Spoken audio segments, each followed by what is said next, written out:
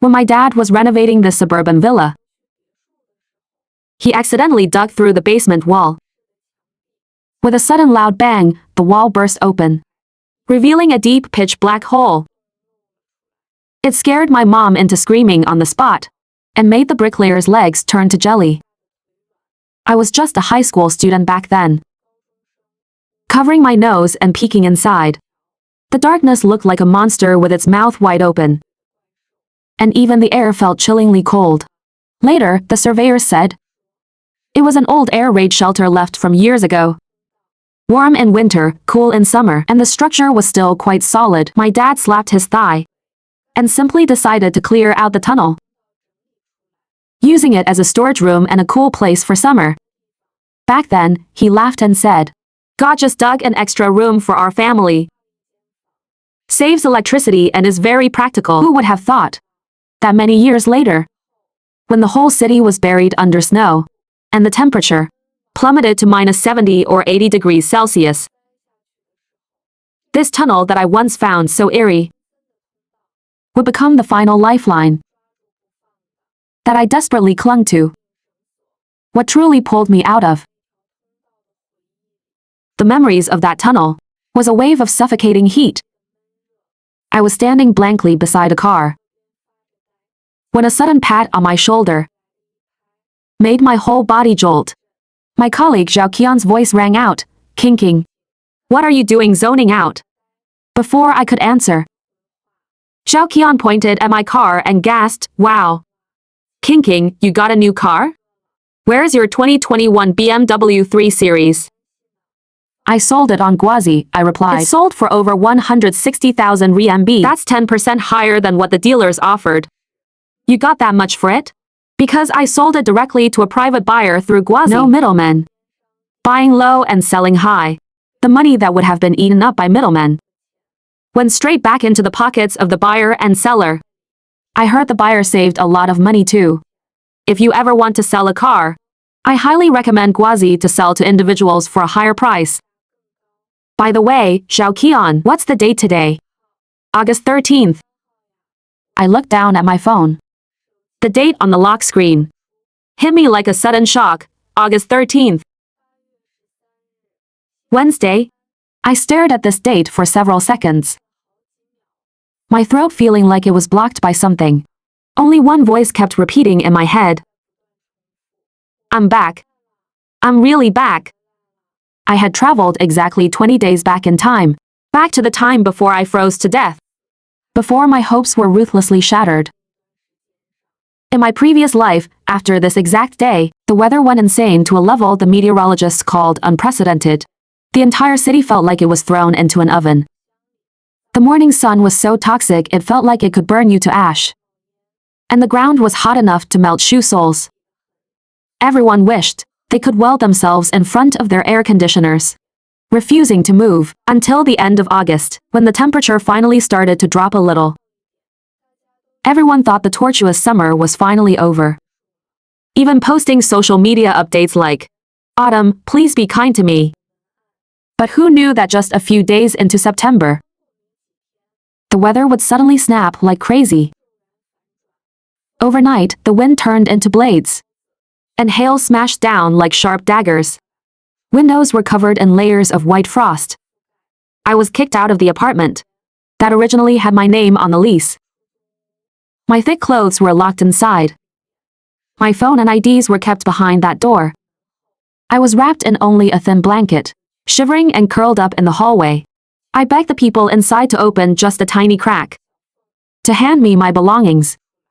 But all I got in return was cold, heartless curses like, stop playing dead, people will think we're abusing you, followed by evil laughter, until I didn't even have the strength to cry. Only my teeth left chattering. When my last thread of consciousness was dragged into darkness by the freezing cold, what I vaguely thought of wasn't those two hideous faces. It was that small suburban house I hadn't visited in a long time, and that hidden tunnel deep in the basement that always held a cool, but never biting, temperature. When I opened my eyes again, I was standing at the entrance of my company, wearing a short-sleeved shirt. Beneath my feet were the scorching hot tiles, and the glaring sun above made me dizzy. Someone behind me cursed as they bypassed me to enter the building, while another glanced back at me, saying, "Is Lin wonking out of her mind?" This intense heat and noise felt so incredibly real. So real that I couldn't help but pinch myself hard. The pain made me gasp, but an unbelievable sense of lightness rose in my heart. I was given a second chance at life. The humiliation before my death hadn't even happened yet. The catastrophic cold that destroyed countless lives hadn't arrived yet. Zhao Zhenning hadn't discovered the loans hitting his account. And Gu Rong hadn't finished her fake sisterhood performance to its final act. All the disasters were pushed back by exactly 20 days. 20 days, to the past me, was just a mundane routine of daily life. But to the current me, it was a heaven-sent opportunity to rewrite my entire destiny. I gripped the door handle, sweat dripping continuously from my palms. I knew that I wanted more than just to survive. I wanted the people who pushed me into that deadly abyss to have a good taste of what true despair felt like.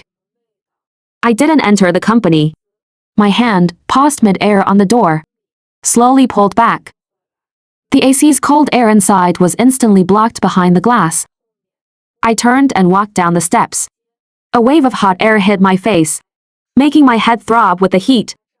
But I found this heat almost comforting, because I knew that very soon, a cold 100 times stronger than this heat would crash down, burying anyone who was unprepared deep in the snow. I took out my phone, proficiently tapped into the HR attendance system, and in the reason for resignation section, I wrote only 2 words, personal reasons. After hitting submit, I went to HR to fill out a few forms. Listening to them advised me to reconsider, saying jobs are hard to find right now. I just smiled. In my mind, I was already rapidly calculating every single step I needed to take next. By the time all the procedures were done and I walked out, the sun had tilted slightly, but the ground was still scalding hot. I squinted against the glare, suddenly very grateful for my thin summer clothes. Because when the snow finally falls, I will never again be like I was in my past life, clutching a thin blanket, shivering while watching the sliver of light under the door. I will be standing inside my own house, roasting meat for my dog by the fireplace, watching others desperately struggling to survive. I took a cab back to the city. That 2-bedroom apartment felt packed. The sun hung diagonally over the roof of the opposite building, baking the wall paint until it turned pale. This was the place where Zhao Zhenning and I had lived together for over a year. The property deed was under my name alone. So was the lease. The utility bills were registered under my ID as well, but starting from some point, he naturally began calling this place our little home, and referred to the suburban villa my parents left me as an investment property. He would even use an entitled tone to say, "If we sell the suburban villa and mortgage your downtown school district apartment, we can buy a brand new apartment in that new complex, with a huge balcony to be our marital home in full cash. When the time comes, our kids can run around on the balcony. Wouldn't that be nice?" In my past life, my eyes teared up when he mentioned marital home, thinking it was his serious plan for our future. But now, standing at the door, pressing my finger on the smart lock, I felt nothing but icy detachment and mockery. I knew all too well that what he wanted wasn't a marital home, but to transfer everything my parents left me under his own name. And then, together with Gu Rong, he would carefully arrange an accident for me. As the door opened, the familiar smell of laundry detergent hit my face. The AC in the living room was on. The TV was playing a variety show on mute, and the t-shirt and socks he threw off after coming back last night were scattered on the sofa. Beer cans and takeout boxes were piled messily on the coffee table. This scene was far too familiar. In my past life, I would sigh while cleaning up his mess, nagging, "Why are you like this again?" Yet deep down, I somehow felt the illusion of building a home as I grabbed the trash bags Now, I wasn't in a hurry to clean. First, I locked the door securely, drew the curtains, and turned off the main lights, leaving only a small desk lamp on. Then I swiftly packed my most important belongings into my suitcase and backpack, piece by piece. IDs, bank cards, the letter my dad wrote to me, a few photos, and the little white, fluffy furball napping in the corner of the sofa. My dog, Naomi. He looked up at me, his grape-like black eyes full of confusion. I crouched down, picked him up, and kissed him on the head, my nose stinging with tears. In my past life, he was left behind in this apartment. Later, I saw on the security camera that Gurong kicked him, watching him be intentionally neglected, shivering and curled up in the freezing corner. That scene constantly played on loop in my nightmares. In this life, I will absolutely never leave him alone anywhere again. When my luggage was mostly packed, the sky had completely darkened, and the neon lights outside flickered on. I sat in front of the round dining table in the middle of the living room, looking at the empty table. I suddenly felt an urge to laugh. In my past life, for holidays and anniversaries, how many times had I cooked delicious feasts here? How many videos did Zhao Junning record, showing off his cute girlfriend cooking for him? But in his heart, all those moments were merely labels he used to mark me as obedient and easy to fool.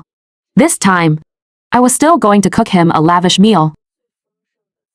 But this meal wasn't to express love. It was a deceptive wrapping for my revenge. I was going to make him voluntarily, while completely off guard, stick his hands into the trap I had dug for him.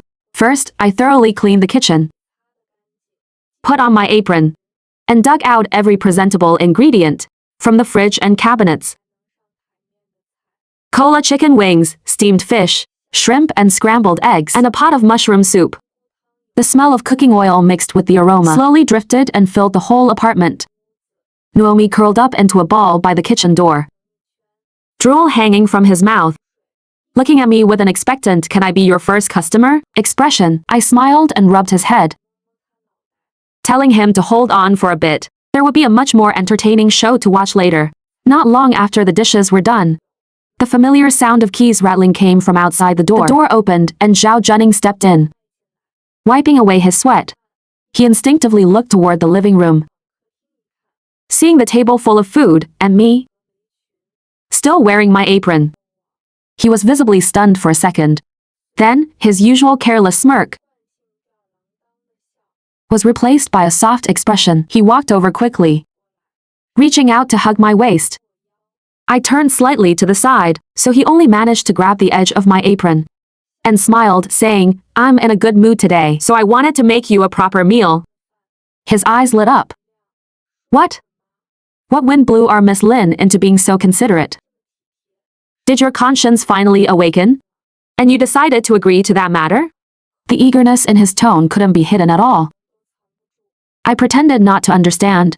I first served him a bowl of soup, and deliberately waited for him to take a few sips before mentioning it as if by accident.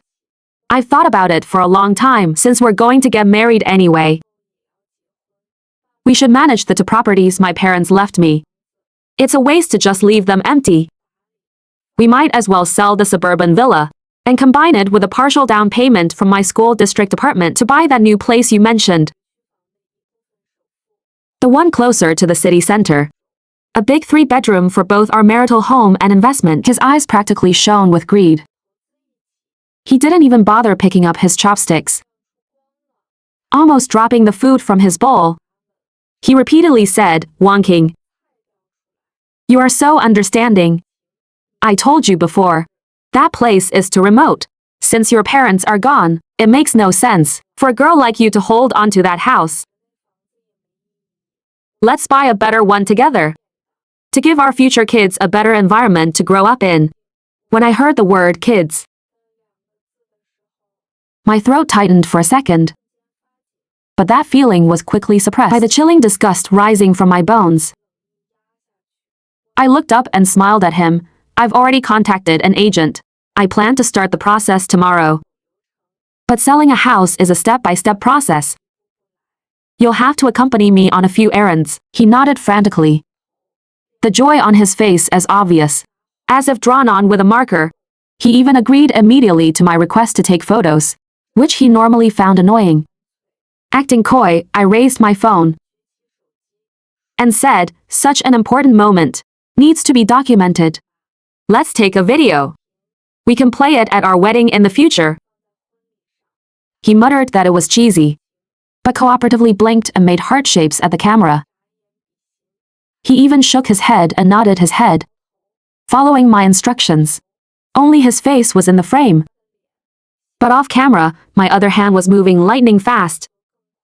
I placed my phone on the stand, opened the interface of another app under the table, and brought up several online loan apps where I had already filled in all his personal information. In my past life, to reassure Gurong, he had specifically showed her his bank statements and ID photos.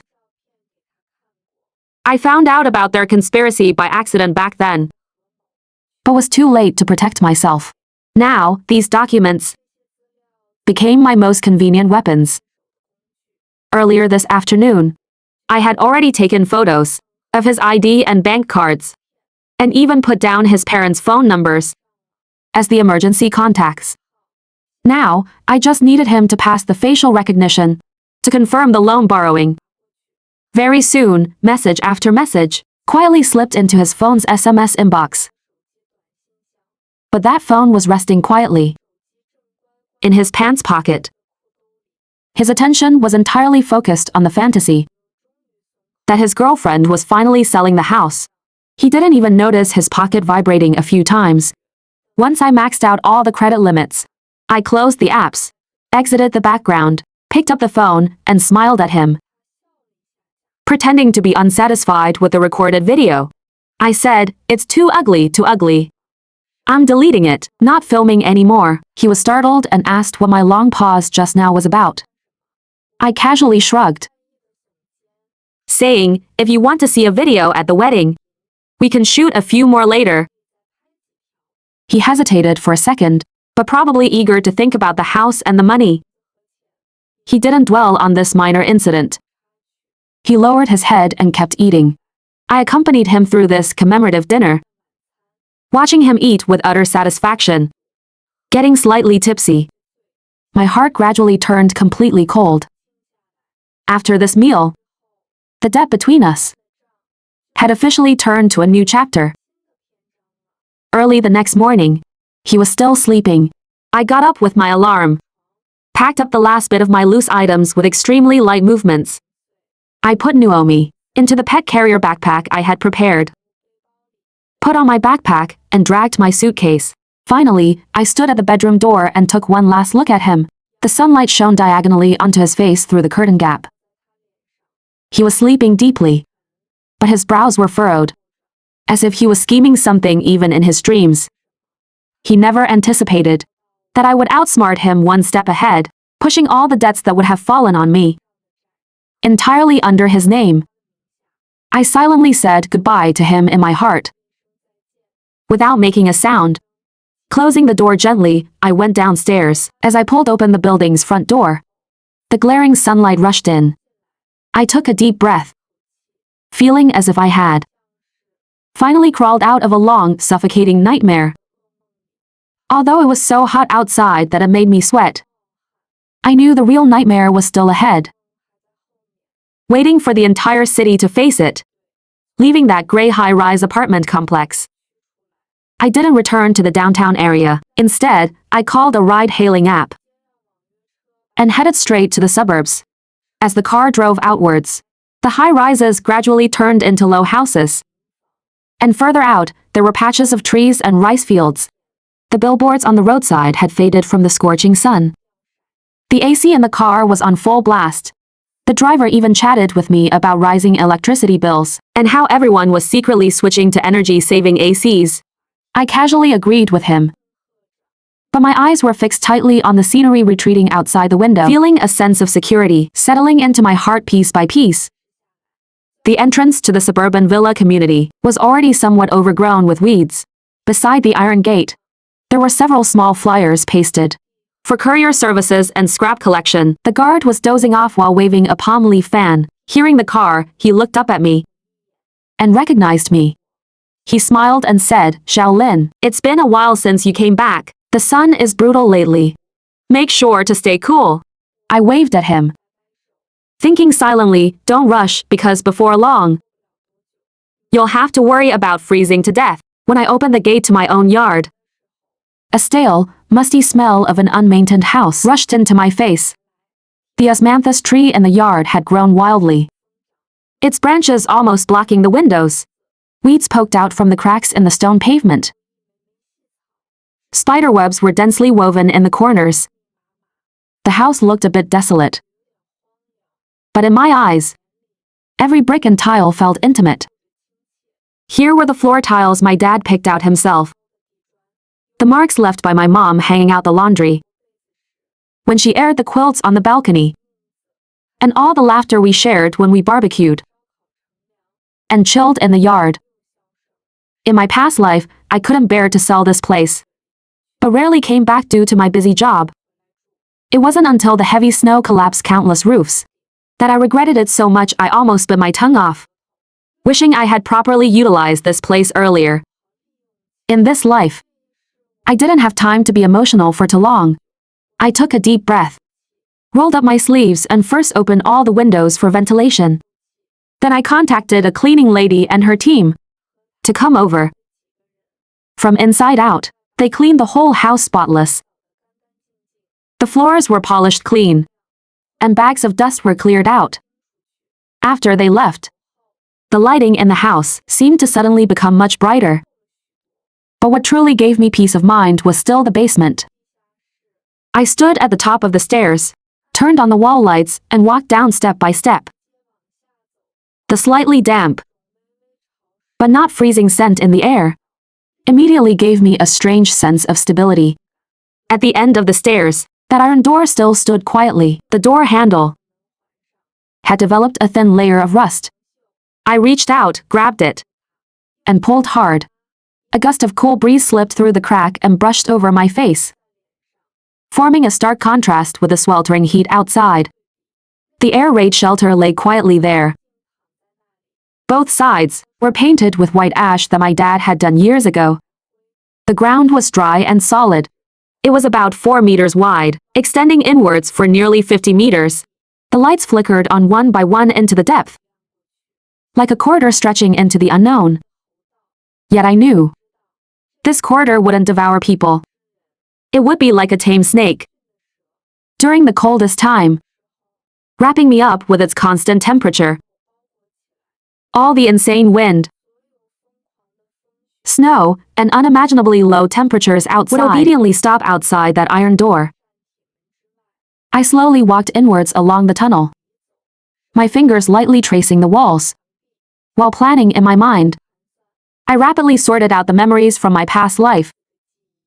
After the extreme cold arrived, the power grid quickly collapsed on a massive scale. Power lines were snapped by the heavy snow. The repair crews climbed utility poles in -10s of degrees wind. One wrong move, they would freeze up and fall to their deaths. Many places clearly had underfloor heating and ACs, but without electricity, they could only watch those machines slowly cool down, eventually turning into freezing decorations. Water pipes all burst because they weren't drained in advance. Even if a building still had some reserved water, it would end up flooding everywhere due to burst pipes, and water everywhere would freeze into ice in the blink of an eye. So no matter how luxurious a house above ground was, it was useless if you wanted to survive in that weather. The only way was to minimize your presence. Retreat underground, rely on the most primitive combustion for heating, and rely on water and food stored in advance to endure those dark days of unknown duration. A clear outline slowly emerged in my mind. This air raid shelter would no longer just be a place to cool off in summer. It was going to be renovated into a true survival bunker. An underground mini-city belonging entirely to me. I stood at the end of the tunnel for a while. The light slowly stretched my shadow by my feet. Nuomi peeked around, circling my feet. His nose twitching as he sniffed the ground and corners. His tail wagging constantly. Completely unaware that very soon, this place would become both his and my lifeline. I leaned against the wall and closed my eyes, piecing together those fragmented memories. One by one. In my past life, during the first few days of the extreme cold, the news was still calling it abnormal local temperature fluctuation, insisting it was just a temporary short-term event. People stayed in their homes, digging out their thickest blankets and clothes, complaining on social media that they were freezing like dogs. Right after that, all kinds of heating appliances were sold out within a day. On the second day, power became unstable, tripping off every few minutes, and eventually progressing to massive blackouts. Gas-powered wall heaters could barely keep things going for a while. But once the gas pipelines lost power or pressure and stopped working, the whole building felt like its blood had been drained in one breath, turning into a freezing empty shell. The most common sight in those days was people carrying kettles, running downstairs to line up at public water taps. Any water that leaked from the taps and hit the ground froze into a layer of thin ice in 3 seconds. People kept slipping and falling, one after another. I clutched the few things I managed to grab from my apartment, shivering on the street. Looking at the signs outside supermarkets saying limit 1 item per person, I cursed myself for being an idiot over and over again. Why didn't I prepare earlier? Even if it was just a week earlier, I could have bought some coal, bought a couple boxes of canned goods, or a few military coats. Later, the snow got heavier and heavier, even burying the roads to the supermarkets. By the time I wanted to make amends, it was too late. This time, I still have time. Even if it's only 20 days. As long as I don't waste a single minute, it's enough. I'm going to turn this tunnel into a warm cave that others couldn't even dream of. I pushed myself up from the wall, stood straight, patted the dust off my pants, and silently listed an inventory in my head. Lighting must be switched to DC-powered energy-saving bulbs. So even if the power grid goes down, I can maintain light with batteries. The ventilation needs to include hand-cranked or pedal-powered emergency equipment to prevent suffocation from prolonged enclosure. I also need enough thermal insulation materials to build another layer on the walls and ceiling, reducing heat loss. The most crucial part is water and food reserves. In my past life, I watched an entire building of people lose their immunity to diarrhea because they lacked clean drinking water, eventually dying from a simple cold. I will absolutely not let Nuomi and myself die because of something like that. Thermal blankets, sleeping bags, firewood, stoves, coal, candles, oil lamps, fire starters, moisture-proof mats, medicine, band-aids, fever reducers, antibiotics, and even the most basic salt and sugar. Everything must be prepared in advance. I need a surplus of every single item, as long as I can carry or move it. I will haul it all underground. The summer sun felt like it was turned to max volume.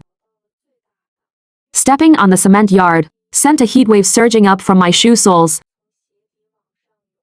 I stood in front of the house wearing a sun hat, holding paper and a pen, writing down all the items I thought of in the tunnel, categorizing them into several sections.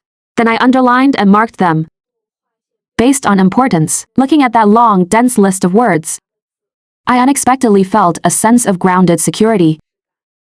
As long as you have a plan in hand, your mind won't panic easily. I first made a few phone calls, booking an electrician, a plumber, and a small-scale renovation contractor to come and check the wiring and structure of the basement. My excuse to outsiders was that I planned to convert the tunnel into a family wine cellar and storage room. Pursuing an exquisite lifestyle is trendy now. This excuse wasn't weird at all. It easily reminded people of those photos showing off wine and aged ham on social media platforms. The workers were sweating profusely from the heat when they followed me down into the basement. They all breathed out a sigh of relief in unison, repeatedly saying how cool it was down here. If it wasn't a bit dark, they'd want to set up a bed and nap here. I smiled and played along, saying, exactly because it's cool, I wanted to utilize it more. The electrician crouched in the corner checking the wiring, simultaneously cursing the original builders for cutting corners, yet couldn't help but praise the thick walls and solid structure. He said even if there was a hurricane outside, it wouldn't affect this place much. I listened and silently noted down their suggestions. I proposed installing several energy-saving lights and reserving extra power outlets at both ends of the tunnel. The reason was that I might place freezers and small appliances here later, when they brought up potential safety hazards. I pretended to be scared, sincerely asking, should I prepare a few fire extinguishers and emergency lights? Saying these things out loud sounded entirely reasonable and logical. No one would suspect anything deeper. The plumber walked around the damp drainage ditch by the wall for a bit, saying we could build a water tank at one end of the tunnel to store water. He also suggested extending a pipe from the house's original water inlet position down here. That way, if the municipal water supply ever fails, I could even have a water truck deliver water. From the outside, I pretended to hesitate, then grit my teeth and said, let's do it exactly as you suggest. The contractors looked at each other, their eyes holding a hint of, this female homeowner sure is willing to spend money. After they gave me the quote, I turned and walked upstairs, closed the door, leaned against it, and let out a long breath. That string of numbers was indeed not cheap, but it was still within what I could afford. In my past life, the little savings I had accumulated from working were mostly spent filling Zhao Junning's financial holes. This time, I got out early and didn't have to clean up his messes anymore. Plus, with the savings my parents left me and the monthly rent from my downtown apartment, as long as I didn't squander it, it was enough for me to initially set up this bunker. As for those contractors, I chose acquaintances I had worked with before. If you pay promptly, they will turn a blind eye to your privacy. No one would talk too much to outsiders. At most, they'd sigh in their WeChat groups. Rich people sure know how to enjoy life, building a whole little world underground. During the few days of renovation, the weather got even hotter. The city frequently issued notifications upgrading high-temperature warnings on the news. Anchor smiled and reminded people to carry umbrellas and drink more water. On camera, pedestrians walking on the asphalt road looked like smoke was rising from their feet. Children's faces were flushed red from the sun, clamoring for ice cream under the tree shades. Meteorological experts spoke confidently beside them, saying this was a rare, prolonged high-temperature event, but it was generally still under control. The tone was as calm and gentle as always.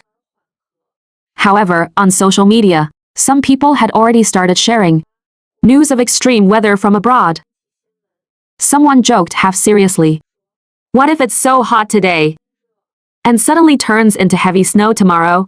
I stared at those words for a long time, my palms slowly sweating. Nuomi was lying under the table, his tongue out, panting heavily. I picked him up and touched his back, beneath his fur. His skin was burning hot. This little guy was naturally afraid of the heat. Normally, his favorite thing was to hide in the AC room. But now, he was restlessly grabbing my arm, his black eyes staring at the notebook in my hand, as if asking, what exactly are you busy with? I drew a schedule on another page of the notebook, listing all the things I could do in the next 20 days. Item by item. Today, supervise the basement water and electrical renovations. Tomorrow, go to the building materials market to pick insulation and fireproof panels. The day after tomorrow, start moving simple shelves and storage boxes into the tunnel. The day after that, go to the wholesale market to purchase food and daily necessities in batches. Beside each item, I marked the budget and estimated time, squeezing out the maximum leeway possible. After these fixed tasks were scheduled, I wrote another column for social relationships. I listed a few people I still needed to deal with. Xiao Zhening and his parents. That gossipy auntie of mine. The old neighbor upstairs who frequently peeked into my life. And a few colleagues from my company who had been slightly nicer to me. I thought about them one by one and formed a rough plan in my mind. With some people, I would completely cut off all contact. With others, I needed to lay down some foreshadowing in advance. But without making it too obvious, striking this balance was harder than hauling bricks underground. But I knew, if I didn't start making these arrangements slowly now, when the heavy snow crushed down, all these relationships would become deadly burdens.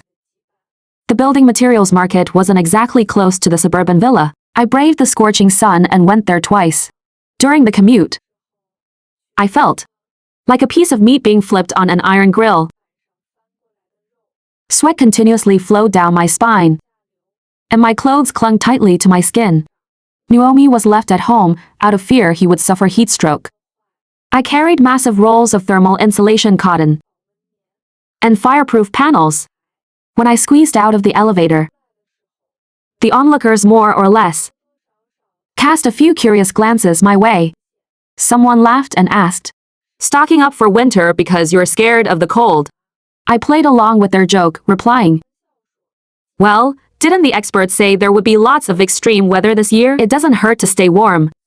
Someone agreed, saying, "True, electricity prices are going up again too. Better prepare early." No one thought any further.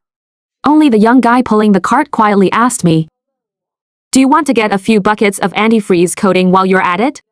It prevents walls from cracking in winter." My heart skipped a beat, suddenly feeling how incredibly ironic this world was. Everyone could only see the tiny bit of profit right in front of them. But who was willing to look up and gaze further into the sky? I left one side of the tunnel wall entirely bare, just for placing shelves. On the other side, I added several partitions, which could be used as temporary sleeping and activity areas. In the future, the walls were covered with insulation boards, and on the outside a layer of wooden panels was attached, making it look like a meticulously maintained underground warehouse. On the ceiling, a neat row of wired lights was added, along with a few vents for the exhaust equipment. The floor was leveled even smoother, to prevent slipping in case water got in later. To outsiders, all these renovations were just me being particular. But only I knew that every addition was equivalent to adding another layer of life insurance for my future self. When the workers finished and were about to leave, I slipped each of them an extra red envelope. They smiled until their eyes squeezed shut, saying to make sure to call them again if I had similar jobs in the future. I nodded, but calculated in my mind that this was likely the last time they'd ever be here. When the snow actually starts falling, whether they can survive until that day was no longer a matter within my control. When the tunnel was completely empty, it looked even longer than it actually was. I stepped on the newly paved floor, walked to the very end, raised my hand against the wall, and measured, estimating roughly how many boxes I could fit in here. Then my brain started jumping through one math problem after another. An adult in an environment close to -70 or 80 degrees, even if hiding underground, needs to maintain body temperature and will consume way more calories than usual. If I calculate based on my experience of being trapped in my past life, a person needs at least 2,000 calories of food a day to prevent their body from slowly consuming itself. Adding Naomi's dog food and his occasional meat cans, I conservatively estimated needing enough for at least 3 months. And that's assuming I could find opportunities to add extra meals, like using a coal stove to melt snow water and cook watery porridge. If the snow is even more ferocious this time, or if rescue is slower, I'd have to rely on these supplies to survive even longer. Thinking of this, I simply crossed out the 90 days originally written in my notebook and changed it to 120 days for food and water purchasing. I didn't plan to ask acquaintances for help. First, for fear of exposing my plan. Second, because I didn't want to owe too many favors. I picked several wholesale markets and large supermarkets, scattering my trips. I bought only a certain amount each day, avoiding hoarding too much at once to prevent attracting attention. The first batch was basic rice and flour, oil, salt, sugar, soy sauce, vinegar, as well as compressed biscuits and instant noodles. These things looked ordinary, but they were the solid foundation for keeping a human alive. The second batch was high-calorie snacks and canned goods. Chocolate, beef jerky, luncheon meat, canned yellow peaches, canned sardines, along with milk powder and instant coffee. In my past life, during an extremely cold night, I relied on a bite of canned yellow peach and a cup of hot sugar water to survive the most excruciating night, that sweetness spreading from my stomach to my heart. I will never forget it for the rest of my life. The third batch consisted of medicine and cleaning supplies, various fever reducers, cough medicine, antibiotics, glucose powder, vitamin tablets, iodine, gauze, disposable gloves, masks, and large quantities of trash bags and wet wipes. When water resources are scarce, trash bags are sometimes even more precious than gold. They can be used as tarps or temporary raincoats, or to isolate contaminants. Pushing the shopping cart and navigating through the aisles, I often felt a sense of unreality.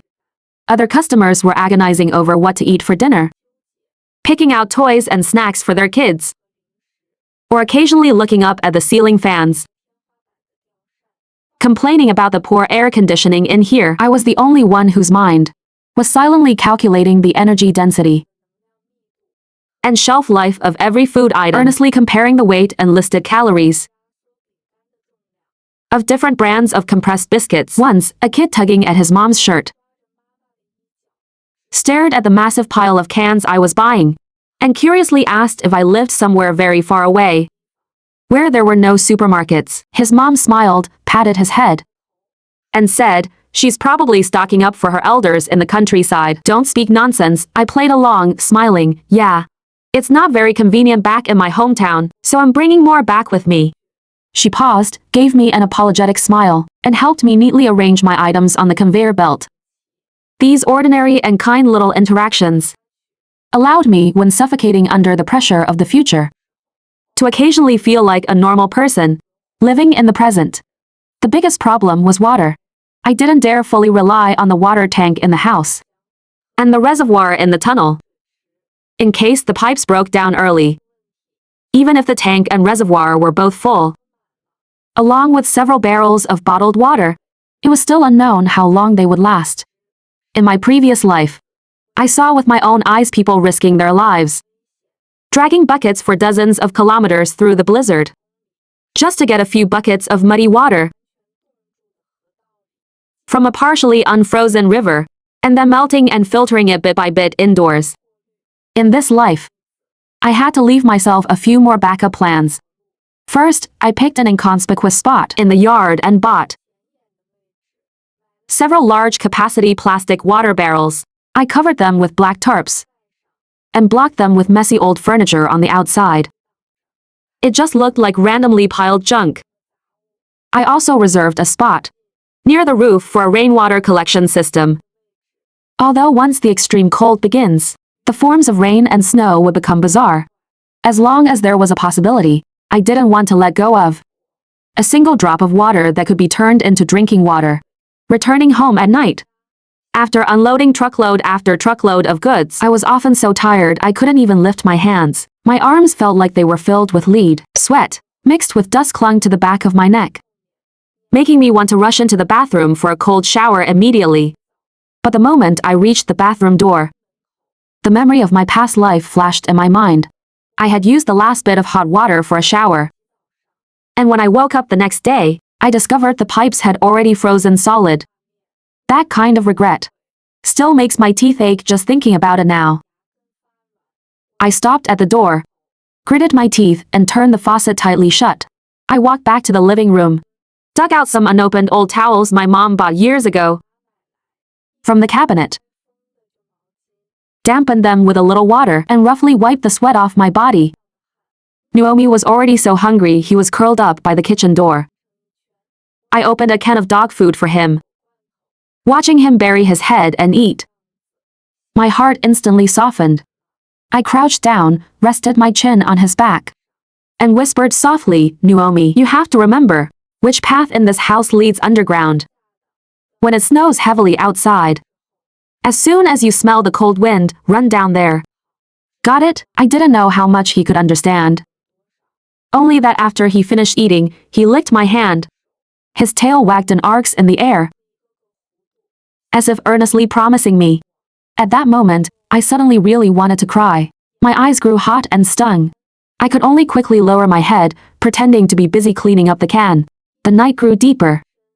The sound of cicadas outside the window rose in waves. From afar, the occasional honk of a car or bark of a dog could be heard. The city seemed exactly as it usually did, rolling in the summer heat as always. Only the occasional news alerts popping up on my phone screen reminded me that a catastrophe was slowly brewing. One piece of news reported that a small city in the north suddenly experienced frost in August. The grass on the roadside drooped from the frost overnight, only to melt rapidly once the sun came out during the day. Someone recorded a short video and uploaded it online. A bunch of people in the comments were laughing out loud, saying it was just a camera filter effect. Others claimed it was a localized downdraft of cold air. Staring at that footage, my fingertips turned slightly cold. What little sleepiness I had was completely dispelled. Early the next morning, before the sky was even fully bright, I got up. I pulled open the curtains. The sky outside had a strange grayish-white tint. It wasn't the clean blue of a normal sunny day, nor the oppressive gloom before a rainstorm. It was a brightness seemingly covered by a layer of fog. The air was filled with an indescribable stuffiness. The wind seemed to have forgotten how to blow. It merely lightly rustled the leaves, and then stood still. Standing in front of the window, a voice kept hammering in my mind. There isn't enough time. I need to be faster, even faster. I used to think that before a crisis arrived, the world would give a clear warning. Flashing red lights and ear-piercing sirens to alert everyone. Now I know. Truly terrifying disasters often sneak up silently. They creep closer while you are going to work, drinking coffee, or strolling in the supermarket.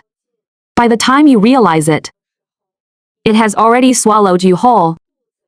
I opened my notebook again and brought forward the tasks originally scheduled for the last few days. I moved the purchasing of heating equipment and final stockpile gap filling up by 2 slots. On the paper, I wrote several long, dense lines of small text. Coal briquettes, honeycomb coal, firewood, wood chopping tools, gas canisters, portable butane stove, small diesel generator, batteries, hand crank generator, candles, oil lamps, matches, waterproof matches, lighters, electric blankets, body warmers, thick curtains, and weather stripping for door gaps. As I wrote, I recalled my past life and the supplies people fought like crazy over during the extreme cold. At that time, the TV was still broadcasting footage of people getting into brawls in the supermarket, fighting over the last electric heater. Thinking about it now, it's truly absurd. On winter nights when the power could go out at any moment, even the strongest electric heater is just a decoration. It's not as practical as a plain, ordinary iron heating stove and a pile of dry wood. First, I went to a few large hardware markets I knew from before. They had piles of all sorts of stoves and tools. The shop owners sat at the entrances fanning themselves and dozing off. Only when renovation workers occasionally came to buy things would they lazily stand up.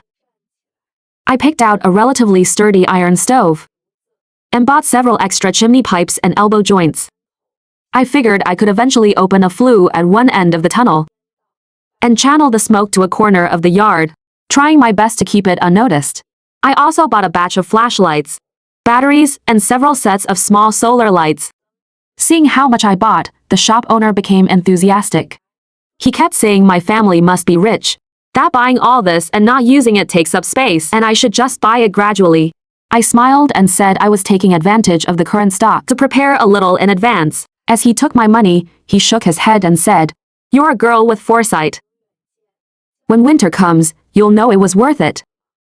I couldn't transport too much at once. Firstly, because it was too heavy, and secondly, because it would attract too much attention. I could only hire a driver who regularly delivered coal to nearby restaurants to deliver a batch to my house every few days. My excuse was that I planned to build a small stove in the yard. Sometimes in the summer, I wanted to smoke some cured meat and barbecue some food myself. When the driver heard I was stocking up on winter coal early, he casually remarked, "It's so hot right now. And you're already thinking about winter." I pretended to be casual and replied, "It was so cold last winter." It left a deep impression on me. He laughed heartily in agreement, and then passingly complained to me, saying the weather was really weird this year. A few nights ago, while delivering coal, he caught some wind at an intersection and actually got goosebumps all over. My heart skipped a beat, and I could only urge him to hurry up and load the truck faster. When I arrived home once again, the sun had already dipped to the west.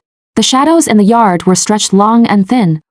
Standing on the ground and looking down, the basement lights were lit one by one along the tunnel, looking like an inverted Milky Way. Nuomi stood at the top of the stairs, poking his head out, his ears perked up high. I waved at him. He very earnestly walked down step by step, stopping after every step to look back and see if I was waiting for him behind. Finally, he ran into the tunnel and sniffed around, discovering a few new rows of empty shelves and boxes piled in the corners. He let out a soft woof and took 2 steps back, looking at me with a gaze that seemed to ask, "Is this house turning into a maze?" I laughed, crouched down, patted the newly installed shelves, and said, "From now on, this is our survival stash. No matter how cold it gets outside, we won't be afraid." Romy wagged his tail, seemingly half understanding. He sniffed in the direction my finger pointed, then picked up a piece of plastic packaging wrapper from the floor and trotted away triumphantly. That night, a roll of thunder rumbled in the distance. It was muffled, not like the thunder before a heavy downpour, but more like someone struck a drum on the horizon. I was too lazy to strike it a second time. I looked up out the window. The edges of the clouds were traced with a thin line of lightning, only to be quickly swallowed by darkness again. A new weather alert popped up on my phone, stating that some areas might experience severe convective weather tonight, reminding everyone to be safe if going out. In the past, if I saw a notification like this, I might just casually forward it to the colleague group chat. I stared intently at the temperature curve in the attached image. The line extended crazily along the high temperature side. There was a sudden, small plunge. I didn't know if this plunge represented the beginning of the impending long winter night, but I knew the string in my heart just pulled a little tighter. I put down the water cup in my hand, picked up a pen, and wrote a few words on a page in my notebook. Extreme cold, about 15 days left, but the very next day, I realized my optimistic about 15 days left was a total joke. Early in the morning, right after I refilled Nuomi's dog food, my phone started vibrating non-stop. A new warning notification popped up from the weather app, talking about an upper-level cold vortex abnormally invading the south and a sudden, short-term plunge in local temperatures. The temperature curve in the picture looked like it had been smashed by a fist, folding straight down from a high peak. The comment section below was still full of lively jokes. Some asked if the app was glitching. Others said it was finally cooling down, that people would die if it stayed this hot. I stared at that line for a long time, a layer of cold sweat slowly crawling up my back. In my past life, the temperature did indeed drop just like this. But that was more than 10 days later. Now, the timeline had violently shifted forward by a whole chunk. The butterfly flapped its wings, and the wind started blowing in a strange direction. I suddenly felt as if someone had shoved me hard from behind. My legs felt weak, but I had no choice but to charge forward. Since the time was compressed, I could only force more things into the remaining compressed gap. I simply ripped off my page-by-page schedule, spread it out on the dining table, and used a red pen to circle the most crucial items. Food, calories, water, fuel. Everything else, like delicate mini appliances or comfort electronics, was pushed to the very back of the list. I picked up my phone and started calling. First, I contacted 2 wholesalers who handle bulk orders of grain and oil. I want a whole truck of rice and a whole truck of flour. Don't give me those small family-sized packages. Calculated directly by the ton, like for a restaurant. The boss on the other end was stunned for a while, thinking I was joking. Why are you hoarding so much now? Are you opening a hotel or preparing for disaster relief? I laughed and said, I have a lot of relatives in my hometown. Just preparing ingredients for a wedding banquet while I'm at it. He was easily fooled by that, repeatedly saying, all right then, I'll give you the cheapest wholesale price. The delivery trucks made 2 trips back and forth, unloading dozens of 100 gym bags of rice and flour from the trucks, piling them up like a small mountain. In my yard, the concrete floor groaned deeply under the weight. The neighbor's dog rested its paws on the wall and watched for a long time, probably thinking my family was building an underground granary. With the staple foods secured, I set my sights on all kinds of canned and semi-finished foods. In the past, when I walked into a supermarket, the most I'd carry out were 2 bags of instant noodles and a pack of yogurt. This time, I pushed 2 empty shopping carts and plunged straight into the aisles. I swept through the canned beef from top to bottom. I swept through the canned pork. I swept through the canned fish. I didn't even spare the canned mixed vegetables that no one normally looks at. I grabbed as much luncheon meat as I could carry. For chocolate, I literally emptied entire shelves. Dark chocolate, milk chocolate, nut chocolate. I stuffed everything that could fit into the carts. The cashier auntie's eyes almost popped out of her head. She couldn't help asking what kind of event I was organizing. I casually made up an excuse, saying it was for a company team building in the mountains for several days. So I was prepping food that wouldn't spoil easily. She sighed in admiration, saying we really knew how to enjoy life, and even specially helped me pack a portion into cardboard boxes to make it easier for me to carry. Watching those cardboard boxes stack up one by one, I secretly calculated the calories in my head. I felt like a madman, and also like a gambler at the casino table, betting my last remaining chips on a single spot. Just canned food wasn't enough. I also needed various snacks and high-fat, high-sugar items. Potato chips, nuts, cheese sticks, oat bars. Anything labeled as high-energy meal replacement or sports supplement, I dumped it all into the cart. When a bag was full, I'd just buy whole boxes at a time. Even the store clerks were stunned, quietly asking if I was opening a convenience store. I smiled and said I was stocking up for an entire film crew. Only then did they nod in sudden realization, marveling at how much money filming crews have these days. At night, I had cargo vans deliver the goods to my door trip after trip. And then, I carried the boxes into the underground tunnel one by one. The shelves on one side of the tunnel were filled from bottom to top. The bottom layer was rice and flour. The middle was various canned goods and bottled sauces. The top layer was neatly stacked with snacks and chocolate.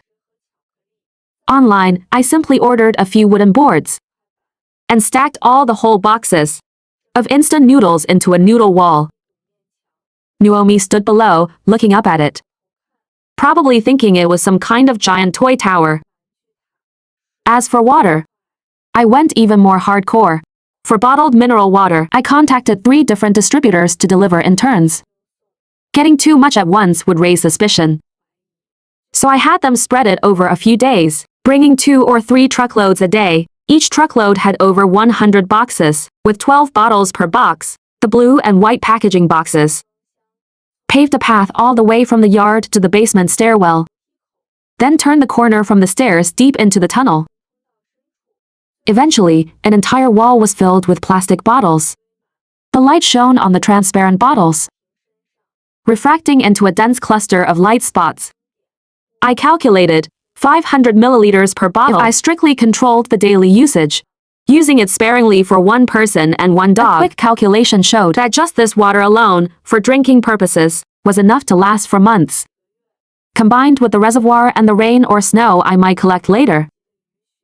I felt a real sense of assurance that I wouldn't die of thirst for the first time. Not satisfied with just bottled water, I also bought a bunch of water purification tablets, portable filter cartridges, and even hoarded a few straw-style water purifiers used by extreme outdoor sports enthusiasts.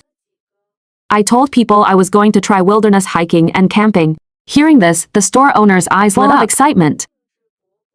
He spent a long time telling me about his experience getting lost in the mountains when he was young, teaching me how to judge the river's flow speed and ice thickness.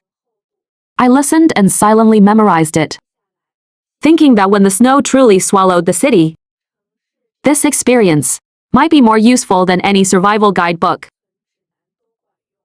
Regarding fuel, I pretty much swept up all the supplies I could find across several nearby streets.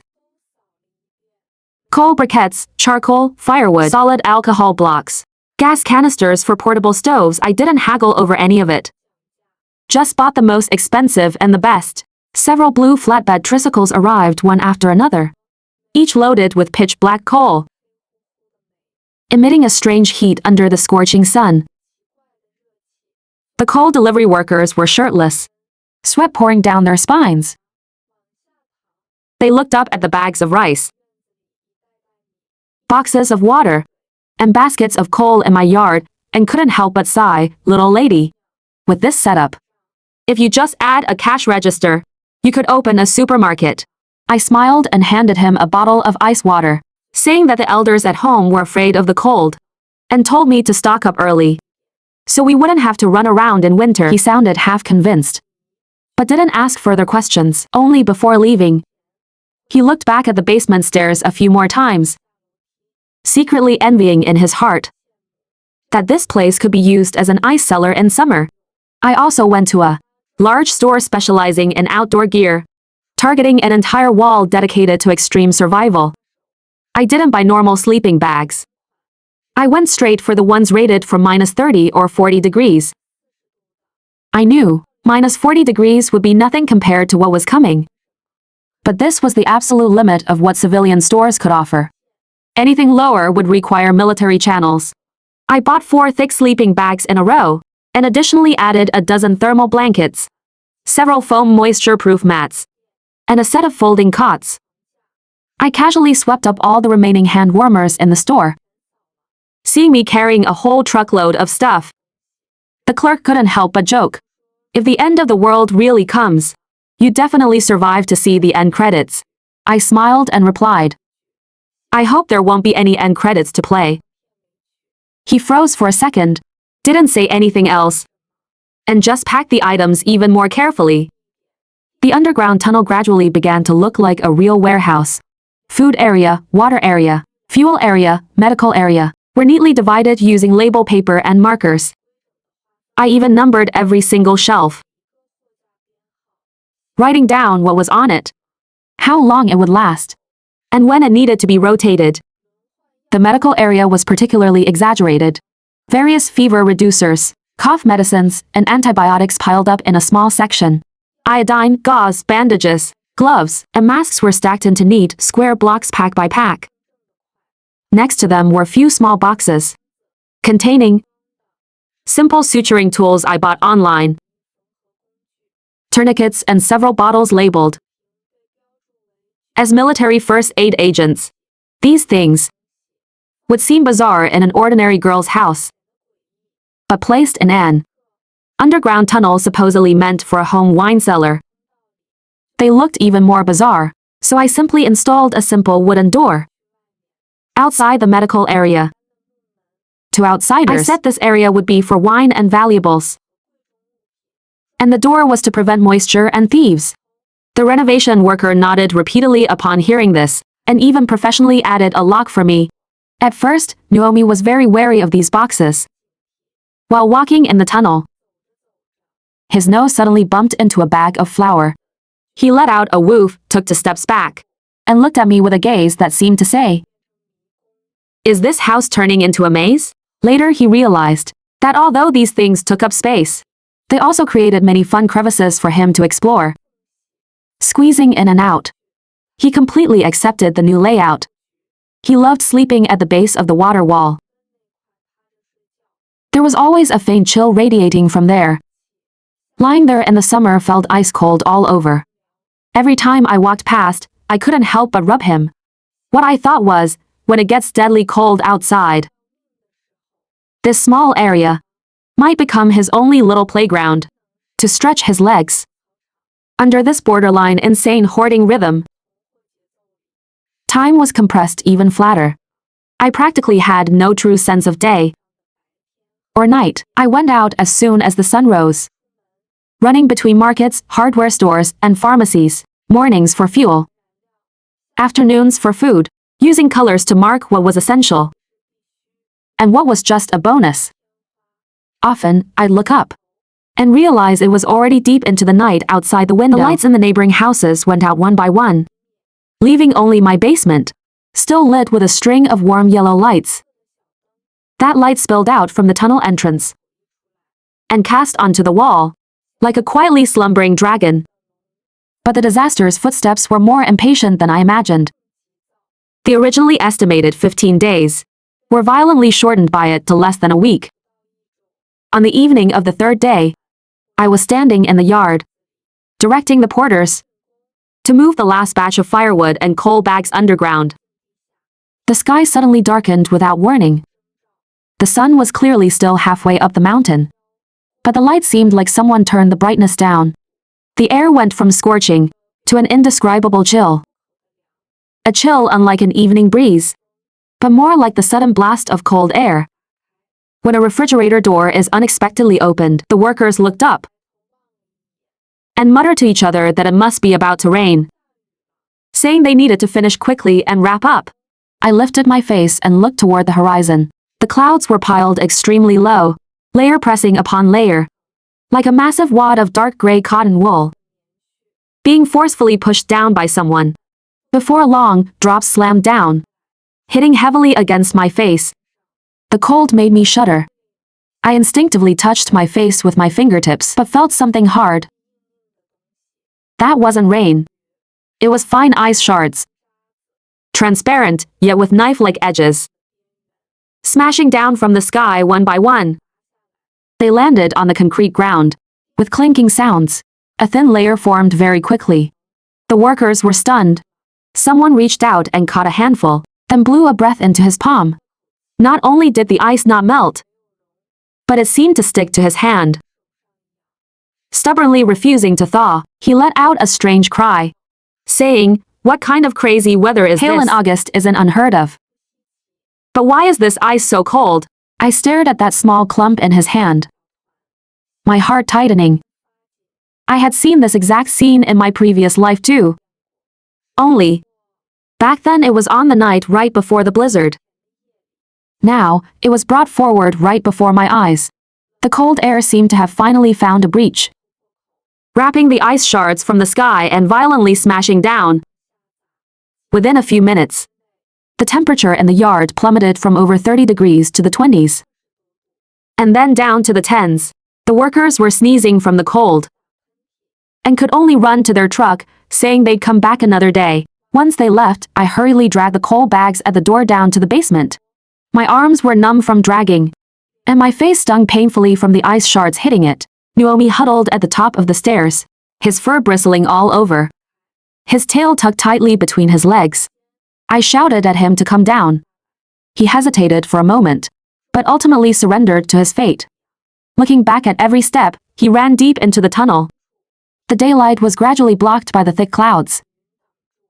Finally, even that small patch in the yard that was usually the sunniest became dim. I stood at the door, looking out, feeling as if the whole world had suddenly been put through a dark filter. That night, the city was screaming like crazy on the internet. Social media apps were flooded with the words "so cold." Someone put a photo of themselves sunbathing in the afternoon, next to a photo of them wearing a padded jacket at night, comparing the two, with the caption, "This is the difference one afternoon makes." Someone said they originally had the AC on cooling mode, but woke up from their sleep, shivering under their blanket, and had to switch it to heating mode. Others posted close-ups of the frost on their windows. Ice patterns crawled all over the glass, looking like blooming white fern plants. The local TV station anchors finally wiped the smiles off their faces, replacing them with extremely solemn expressions. They stated this was an unprecedentedly extreme cold air mass, invading the south abnormally, warning everyone to stay warm and minimize going outside. Their voices were too gentle. Their wording too cautious.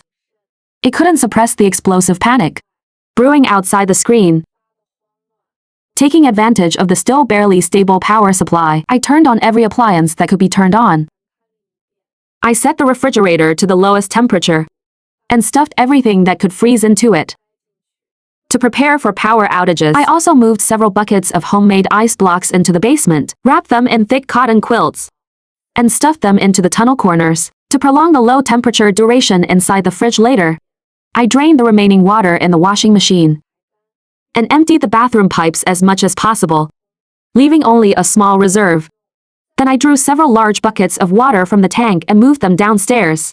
I even boiled extra water with the water heater, filling several large thermos flasks, lining up the boiling water at the entrance of the underground tunnel.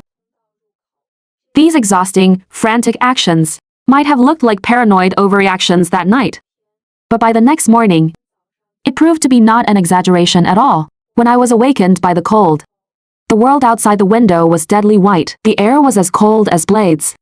All the glass inside the house was covered with a thick layer of frost. Even the curtains were frozen somewhat stiff. I breathed onto it, and only a tiny patch on the glass instantly melted into water, before freezing back into thin ice the very next second. My phone's battery percentage was dropping rapidly, and there wasn't even a single bar of signal. It was as if the city had, overnight, been wiped off all the network maps. I stepped onto the floor barefoot, and a piercing pain shot through my soles, like stepping on an iron plate just dragged out of an ice house. I quickly pulled my feet back and frantically put on thick socks and padded slippers. Only then did I realize that the extreme cold I thought I had over 10 days left to slowly prepare for had already started prematurely. The sound of the wind outside was like the roar of a distant sea. Gusts drilled in through the building cracks and door gaps, carrying a strange whimpering noise. I could hear people screaming. In the faintly visible high rises I could also hear, from some direction, the crisp sound of glass shattering. Someone was violently banging on doors in the hallway, yelling until their voice went hoarse, their voice torn into pieces by the wind. I didn't dare go open the door. I just quickly applied the pre-prepared weather stripping, bit by bit onto the doors and windows to seal them tight. Before my hands froze to the point of unresponsiveness, I pushed the last few bags of supplies left on the ground toward the basement stairwell, watching those bags tumble down one by one, making muffled thuds in the tunnel. I felt both panicked and strangely calm. Panicked because time had been compressed to just these few fragments. Calm because, at least I wasn't empty-handed. When this cold grasped me by the throat, Nuomi didn't know what was happening. He was shivering under the bed, his ears pinned tightly against his head.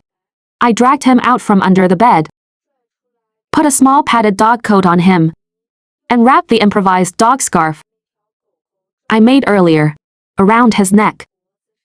Wrapped up by me into a ball. He looked like a fluffy rice dumpling, but his black eyes stared fixedly at my face. I rubbed his head and told him we had to go live underground for a while. Because it was too cold outside, he seemed to understand a little. Wriggled out of my arms, ran toward the doorway himself, then stopped and looked back to wait for me. I took a deep breath, swiftly scanned the house one last time, stuffed the last few unpacked small items into my backpack, put on 2 more layers of clothes, and double-checked that the stove and chimney pipe were properly installed. Only then, carrying a lamp in one hand and holding Nuomi with the other, did I step toward the stairs leading underground. With every step down the stairs, the temperature eased slightly, and the wind noise was blocked out by the thick layers of cement and dirt above. When I walked into the tunnel, and the iron door behind me slammed shut with a thud. The world seemed to be sliced in half. Above was roaring, screaming, and piercing cold wind. Below was muffled and silent. I could hear my own heartbeat pounding in my ears. The lights flickered on one by one, shining on the boxes of supplies and bags of coal. Shining so bright it made my eyes sting. I leaned against the wall and slowly slid down to sit on the floor. My palms were ice cold, but I couldn't help laughing out loud. In that laugh, there was the relief of surviving a disaster, but also fear of the unknown. I knew this moment was only the beginning. The truly long night had just raised its curtain. And all my exaggerated, almost insane hoarding, in the face of this prematurely arriving disaster, was nothing more than a hastily built low wall.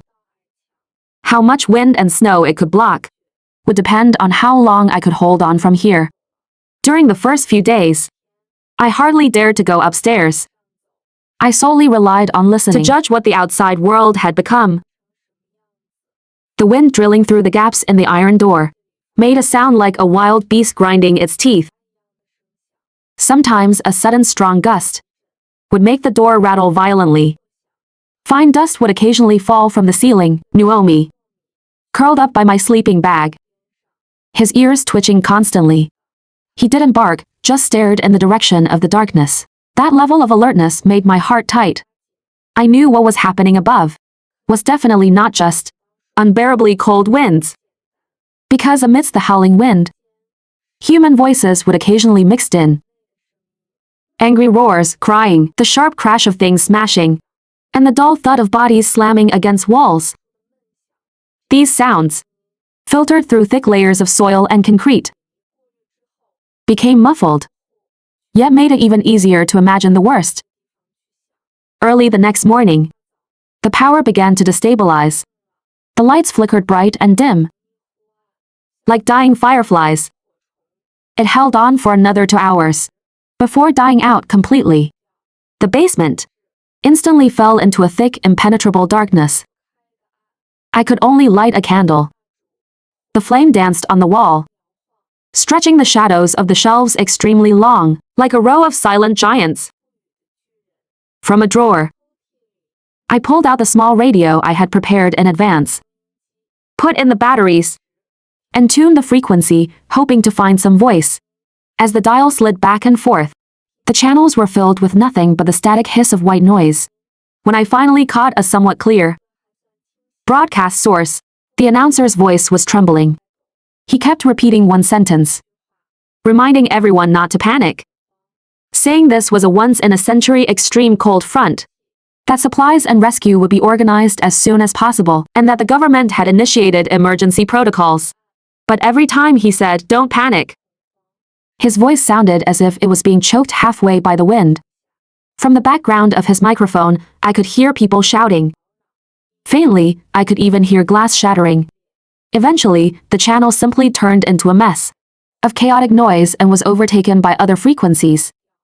The whole world seemed to have lost contact amid the static. I leaned against the shelf and listened for a while. My ears were throbbing from the harsh static noises.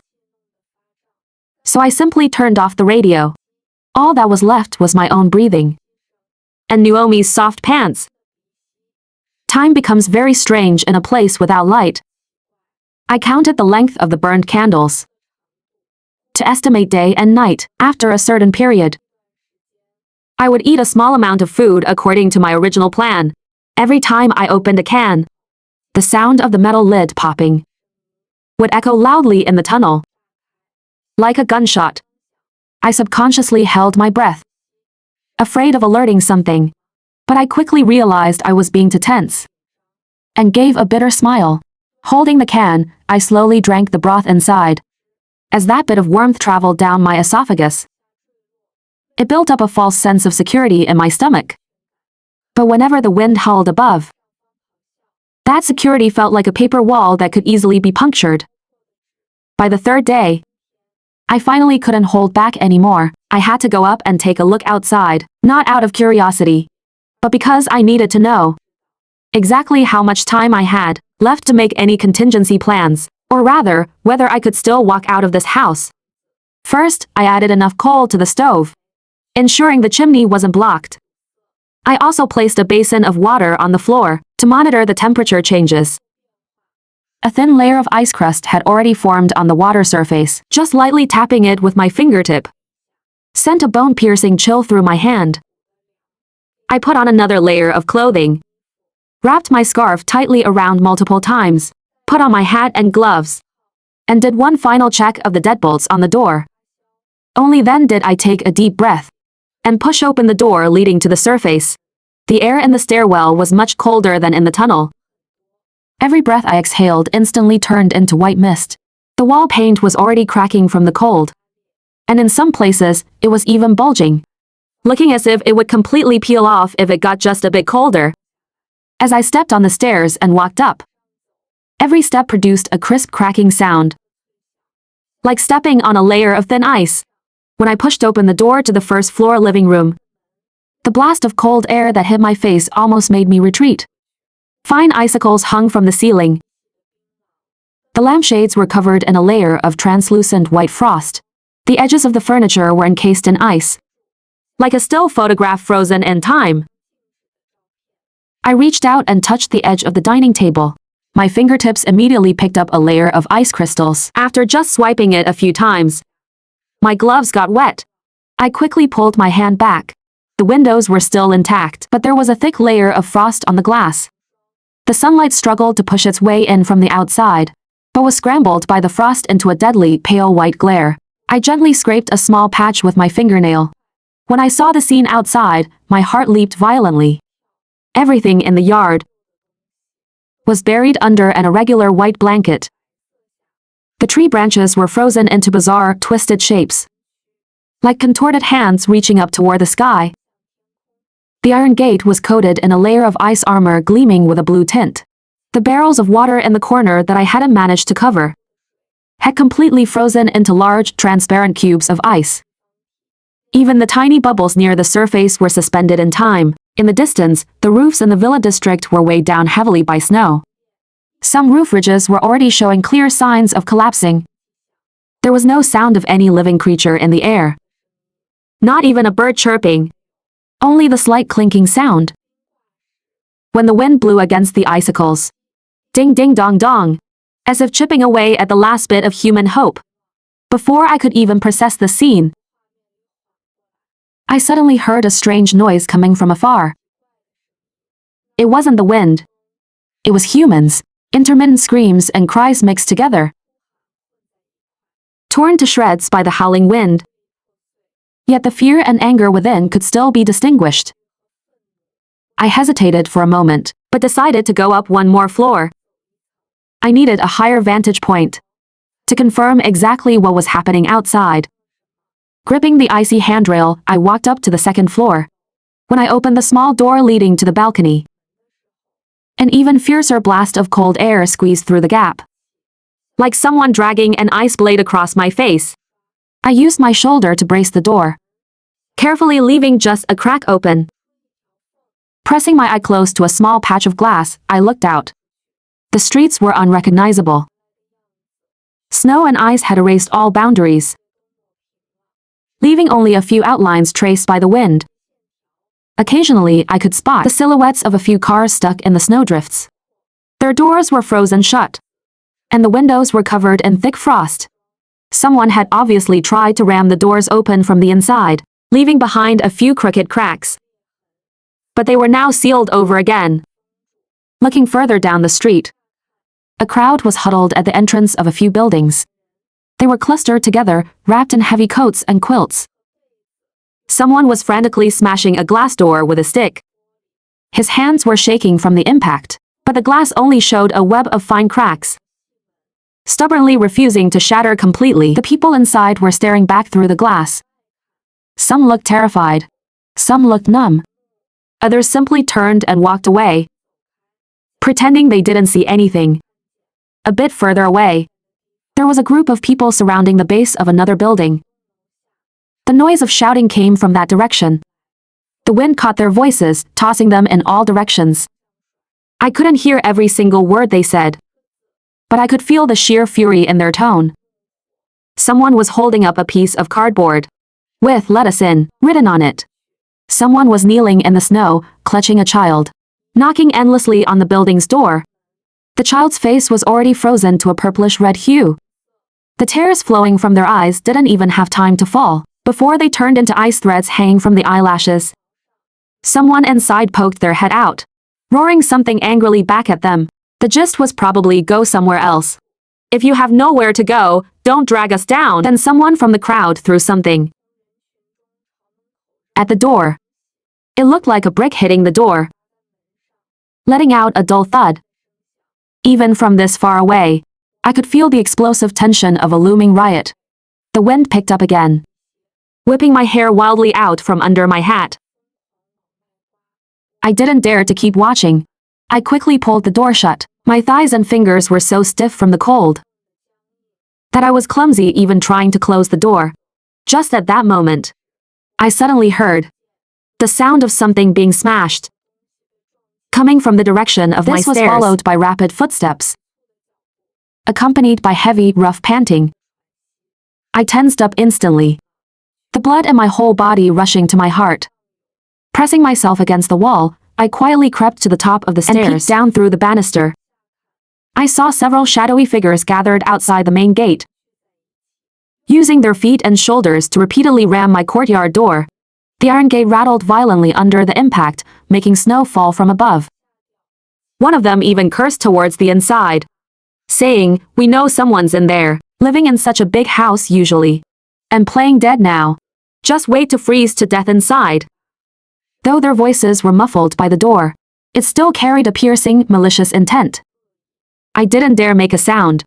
I could only slowly retreat back to the basement and bolt the iron door shut from the inside even tighter.